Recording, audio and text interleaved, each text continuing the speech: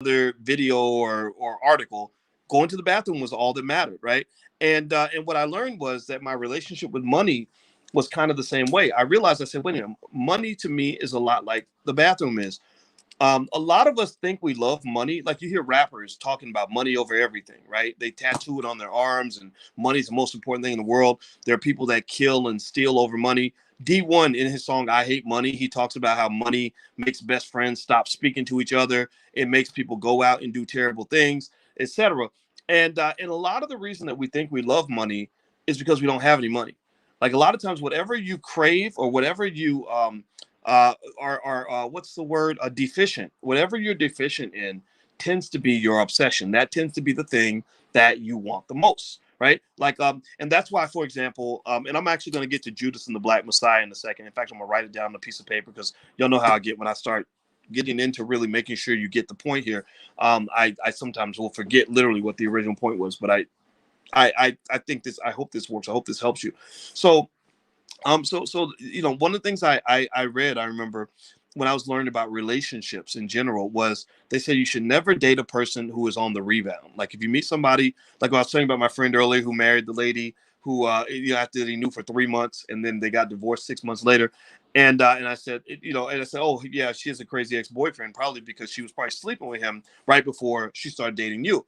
And one thing I mentioned to him was that I read somewhere that you should never date a person that is coming out of a relationship, because what happens is that their whole worldview is distorted by the previous relationship. So whatever they were missing in the previous relationship, that's what they're looking for. Whatever they're emotionally, this is going to get back to money, I swear. So whatever they were deficient with in the last relationship, they're going to overvalue that thing in the next relationship. Like if the sex was bad, they're going to want to marry somebody because the sex is good. Or if they didn't get or if the person was short and she likes tall men, then if you're tall, she's going to think she's in love with you for about 6 months until she realizes that there's a lot of other stuff, about you that she doesn't like. And so money is kind of the same way. A lot of us think we love money grew up without money. You grew up, maybe you form your relationship with money in a deficient environment where there was never enough money. Maybe you saw somebody die over money. Maybe you saw somebody, go sell their body over money. Maybe you saw somebody go get killed over money. Right? You had a cousin who got killed selling dope because of money, right? He's out hustling for drug money so he could buy stuff for his mama that they couldn't afford, etc. Right? And what happens though is that when you fulfill that lower level need, you start focusing on the higher level needs, right? And you really don't get to know yourself until all your basic needs are fulfilled. Because if you don't have those basic needs fulfilled, then you can't really actualize, live in your purpose or live your best life because your basic needs haven't been fulfilled. And I go back to the fact that I'm into this. Like I love finance. I'm very passionate about it. I love talking about it. But that didn't matter when I had to go pee. Like that was a basic need. And until that basic need was met, I was not going to be able to focus on anything else. Right. Just like the same way those kids that come to school and they say, well, why can't little Johnny read? Well, because little Johnny didn't eat breakfast that morning. Right. Or little Johnny got beat up by his daddy last night. Right. So ultimately, what I would say to you is knowing yourself and figuring out how to meet those basic needs. What it does is it creates a whole new reality for you. Like if you ever want to really live and know what it means to live and really find yourself, get yourself to a point where money isn't the number one driver of most decisions that you make on a daily basis. If you pay attention, look at how many people you see who will go and move to another city because of money.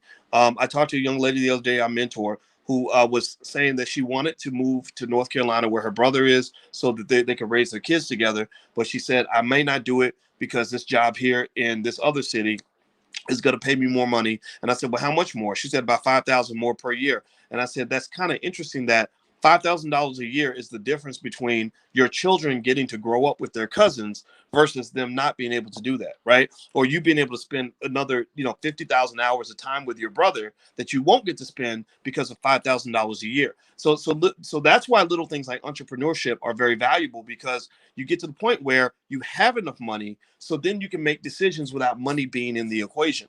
And it can actually create a dilemma. Some of us get to the point where that was my dilemma. I had gotten to the point where my whole life, because money was short, I was always doing everything to make money. I got out of bed because of money. I worked extra hard because of money. I would go here because of money, do that because of money. And then when I had enough money, I was like, gosh, I really don't have to do that. And I really don't like that stuff. I just do it because I needed the money, but now I don't need the money. So I don't think I want to do that. I think I want to do something else. And then I was like, well, what do I want to do? I don't know. I could not answer that question. And so money drives a lot of our decisions. In fact, if you think about it, right, when we raise our kids and we tell them what profession they should go into, and we say, oh, you'd make a great doctor or a great lawyer or a great accountant, that might be true. But then most of the time, 99% of the time, kids who grow up and become doctors and lawyers, if you ask them, like, if you had enough money, if your parents gave you a nest egg and had been doing, say, the $5 a day investing plan for 20 years, 30 years, and gave you $300,000 in your bank account, would you be going and working 14-hour shifts at the hospital every day? Or what would you be doing instead? Most people would say, I wouldn't even be here if I had enough money, right? I'm here because of the money, right? So one of the things you're doing when you're doing what you're doing right now, by making these consistent investments on behalf of your children and positioning them to be in a world where money is no longer the issue anymore, you're giving them a chance to really find out who they are and really live their best life. You give them a chance to make decisions on a daily basis that are not just driven by which decision will make the most money. And this was actually a critique that Karl Marx had about capitalism, is that capitalism makes you think that every choice you make, that you should sacrifice your life for the sake of making money. And it's not even a lot of money. These jobs don't pay a lot of money. It's enough money to keep you just over broke, right? So go back to Judas and the Black Messiah. You guys were asking, someone asked me about that. So the free lunch program. Here's the interesting thing about the free lunch program, and this is where money kind of ties into everything, right? And don't tell me, that because you're a Marxist or because you're an activist or whatever, that money doesn't matter. It always matters. Patrice Cullors, who runs Black Lives Matter, they raised $100 million. The minute they got money, they parted way. They cut off the head of the organization, and they created the Black Lives Matter Global Network to separate from all the localized branches, so they wouldn't have to share the money. And next thing you know, she's buying $3-4 million houses. So I'm sorry, money drives almost everything, right? Most activism is more effective when you have money. You can't run for office in America without hundreds of millions of dollars. Raphael Warnock, when he ran for Senate down in Georgia, needed $250 million to run for the Senate. So money kind of drives everything. So with the Black Panther Party, I would argue that having more money, having more financial resources would have helped them to be more effective in their mission. I think that, for example, if you have more resources, then you can have full-time employees who are making their money by pursuing their purpose and their passion, which might be being a part of the Black Panther Party, right? But instead, what happens is that the Black Panther Party, which I think had a little bit of a Marxist element. I'm not a complete Marxist, but I can appreciate some of the ideas over there. They actually have some good ideas. I'm just not a Marxist. I'm not a capitalist either. I'm just Boyce. That's just what I am. But the thing is that with the party, it's interesting that on one hand they'll say, "Oh, the capitalist pigs," and we hate the capitalists, and stuff like that. But then it's interesting because since you don't have enough money, you end up going to work for a capitalist on Monday when you can't be an activist anymore, and your kids tell you that they need a new pair of shoes and they need some food to eat, right? So one of the things I think the Black Lives, not Black Lives Matter, I'm sorry, the Black Panther Party, could have done that would have made their activism a little more effectively is one among many things, that free lunch program. Why does it doesn't have to be a free lunch program? It could have been the 25-cent lunch program, which is still very, very cheap, very low cost, and they could feed the whole neighborhood, but they could also sustain the organization at the same time. You can't perpetually feed anybody if you're not feeding the source of the food in the first place. It's like when I talk to Alicia, my wife to be. I'm going to marry her very, very soon. I love her to death. I love her to life. How about that? I told her, I said, you give so much to the kids that you have nothing for yourself.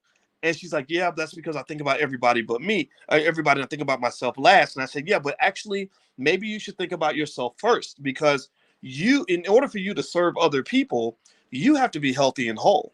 If you work yourself into a grave and you die an early death, then all the people that you claim to care about are going to suffer. They will not have their mother anymore.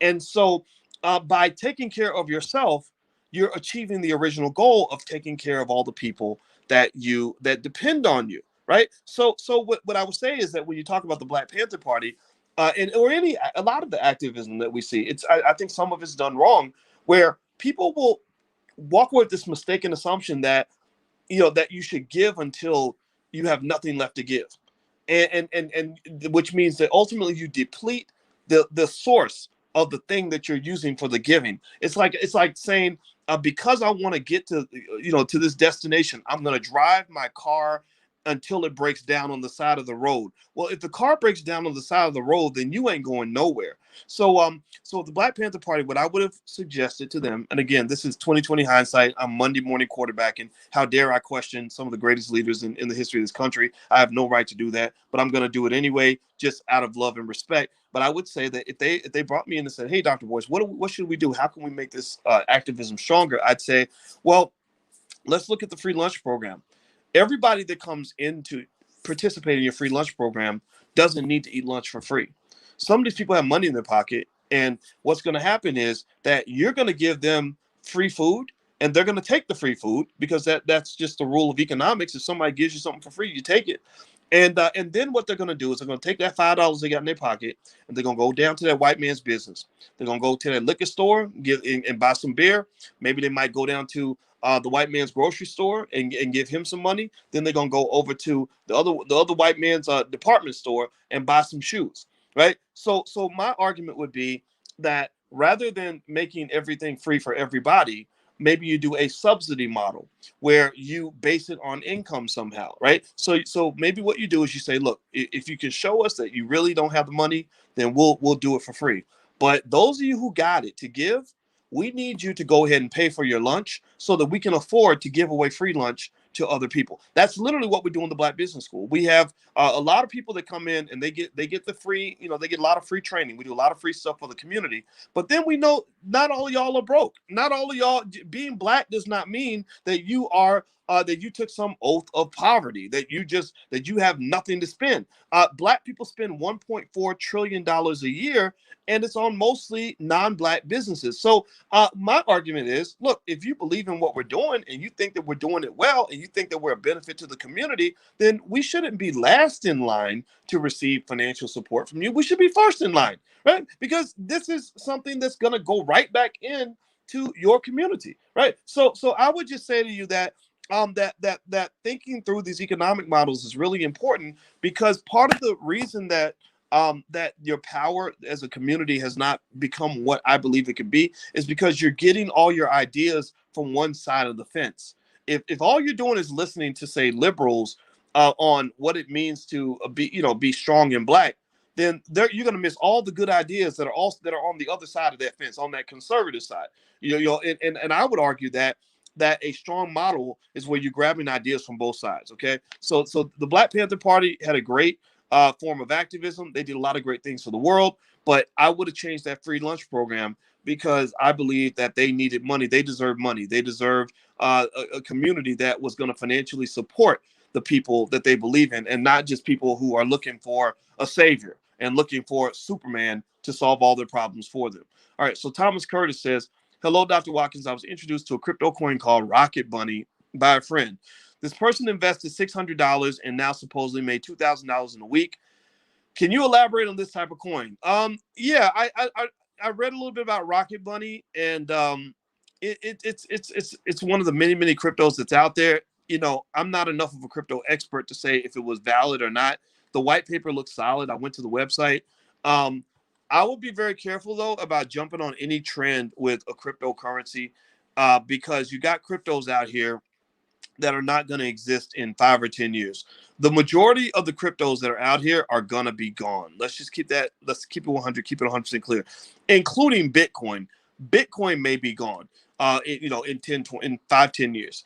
Why would you say that? Well, because when the internet first started, the dominant companies on the internet, most of them are no longer here. Many of them are not here anymore. AOL, what was it? Netscape used to dominate. What was the other big one? MySpace was replaced by Facebook. So, but the internet, the core infrastructure, the infrastructural technology that drove all this innovation, that's still here.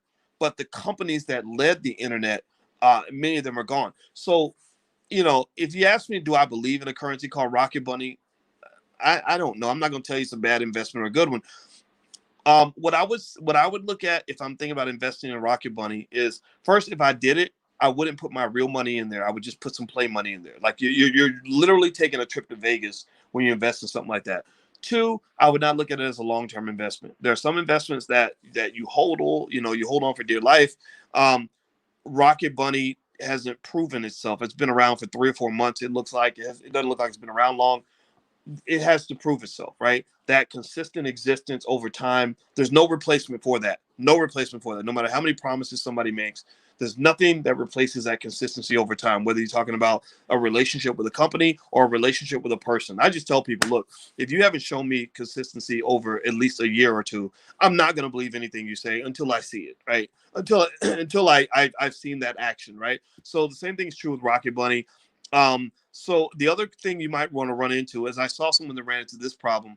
They bought this obscure crypto coin on some exchange, that they'd heard about, and the coins were trading for a penny or whatever. So the craziest thing, the most wonderful thing happened to him. His coin value went from a penny to 25 cents, right? So that means his investment was 25 times greater than the original amount he put up.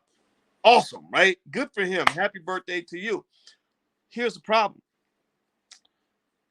in assets that are thinly traded, there is no market to sell your stuff. So he went to the market to try to sell. There were no buyers. There were no buyers. And what happens is that in stock investing, they have what they call the bid ask spread, which is a spread that the so-called market maker creates. So a market maker is kind of like, think about a club, right? When you go to a club and if you're a pretty lady, you put on your best dress, you're looking for a man, men show up, we got our swag on, we're looking for a woman. Well, they're creating a market. They're bringing together to a market. Is anytime you're bringing together buyers and sellers, or traders rather, together to engage in a transaction. Sex is the ultimate transaction. That's even more important than any financial transaction you ever make. So nightclubs make money by creating a market, bringing together men and women that are looking for each other so they can get together and engage in whatever grown people do. So the market maker is kind of like the owner of the club. They're the ones who get paid because they're bringing together two sides of the transaction, right? So the market makers, for these stocks, for these thinly traded stocks, what they do is they charge a really high fee, which comes in that bid ask spread, which means that if that in order for me to sell the asset to you in my right hand, I'm buying it from someone else in my left hand. If I make the way I make money is I'm buying it for one price, I'm selling it for another, right? Maybe I'm buying it for a penny, I'm selling it for 5 cents. So I'm making 4 cents on every transaction, and I do that over and over, and I make money that way. So what tends to happen is that in these really thinly traded markets, that spread that I use as the market maker to pay myself, it gets bigger, because it's like, hey, like, think about it. If I build a club, if I create a nightclub in New York City, yeah, I can make some money with that for sure, but I'm gonna have a lot of competition. So I'm gonna have to cut my prices in order to get people to pick my club over the other 80 clubs that are out there. But if I put a club in Dubuque, Iowa, and it's the only black club in the city, and there aren't that many black people there to begin with, then maybe I'm gonna charge a little more because I know people will pay it, right? Because there's nowhere else to go. Where else are you gonna go? This is Dubuque. There's nothing to do here, right? So, or maybe Des Moines. I don't remember. I don't know the names of those white cities. But anyway, so the point is to say that, when you're talking about some of these cryptos, the markets are really bad, really thinly traded. These are markets that are subject to tremendous amounts of manipulation, very bad players who will pump and dump on you and body slam you. It's like going out. It's like going and hanging out in a bad neighborhood. It's like going to like going to the club in a hood where you might get shot that night. You might get lucky or you might get shot, right? So in a lot of these thinly traded stocks, in cryptos, I just don't mess with them because the market is so bad. On the flip side of that, if you look at the other extreme, look at companies like Google. Google has a beautifully designed market, right? At any point in the day, you can go find a seller for your asset just like that. That is an awesome benefit to stock trading that people, I think, they underestimate how valuable that is. So think about it like this: if I have $100,000 that I saved up, or 50,000 or whatever, and I put that money into my business. Let's say I go and I say, I want to start a business. And I want to go make money in my business. So I pour 50 grand into my business, and my business becomes a revenue generating asset. It's making me, maybe $3,000 a month or something like that. Well, what if I want to sell the business? What if I just say, I'm done. I don't want to do this anymore. I'm gonna get out of this business. Can you really, do you think it's easy to find a buyer? Can you get somebody that'll come along and be like, oh, you put 50 grand in? Well, I'll give you 50 grand, or I'll give you 80 grand. Is that possible? No, you can't do. I mean, it's really hard to do. Some people can do it, but it's very difficult. With a stock, though, you take that same 50 grand, you put that money into a business, um, you're doing the same thing. Like if you're a shareholder in Apple, you are benefiting from the economic activity generated from Apple. And that's going to show up in two ways. One is through dividends, the other is through capital gains. And then if you get into things like selling stock options, that's another way to generate income too. So a lot of the investments I make, I used to invest in businesses, and I got tired of running different businesses or worrying about what somebody's going to do with my money, pouring money into stuff that wasn't working out. So I actually started putting money into stocks because I said, that's just like owning a business actually, except I don't have to do any of the work, and the people running the business are actually real experts. And there's also lots of mechanisms in place through the Securities and Exchange Commission and just market transparency that protect my investment. I don't have to worry about somebody ripping me off if I bought Google stock. That's my point. And also, last but not least, very important, is that there is always, at any time of day, or up until 4:30 p.m. Eastern anytime, or anyway, there's a liquid market where I can go at any point and say, sorry, I'm choking. I can say, I'm tired of being in Google. I want to go and I want to be invested in McDonald's. I want to be in the restaurant business. And I can literally flip it just like that. Right. So that liquidity, that's what they call liquidity. That ability to convert your investment into cash is one of the best benefits that the stock market offers. That's one of the reasons why America is one of the richest countries on earth. Actually, I think it's still the richest on a per capita basis. I think China just passed us aggregately, but on a per capita basis, China, it's going to take them another 40 years to catch up with us. One of the reasons that we're one of the richest countries on earth is because we have really well functioning financial markets where you can go in anytime and get your money back, and it's a beautiful thing. Okay, all right. So next